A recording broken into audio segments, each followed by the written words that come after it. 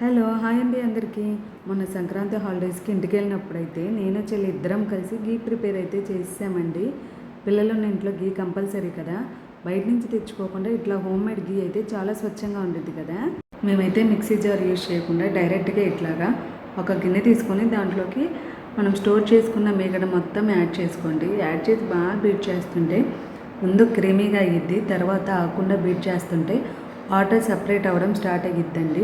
ఇలా water separate అయ్యేదాకా మనం బీట్ చేయాలండి. ఒక పెద్ద గిన్నె తీసుకొని ఇట్లాగా ప్రిపేర్ చేసుకుంటే ఎక్కువ గిన్నెలు కూడా అవసరం అవ్వదండి. చక్కగా ఇందులోనే కడిగేసి మొత్తం మనకు వచ్చిన వెన్నని పొయ్యి మీద డైరెక్ట్గా పెట్టేసుకోవచ్చు.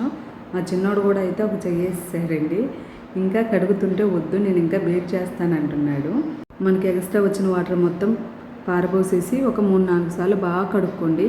ఎందుకంటే మనము మీగడనే చాలా రోజులు స్టోర్ చేసుకుంటాం కాబట్టి మనం చక్కగా క్లీన్ చేసుకున్న వెన్ననైతే అదే గిన్నెలోంచి పొయ్యి మీద పెట్టేసి ఒక 10 to 15 మినిట్స్ బాగా మరగనిస్తే ఎర్రగా పూసగా ఉండే హోమ్ మేడ్కి రెడీ అయిపోయినట్టేనండి.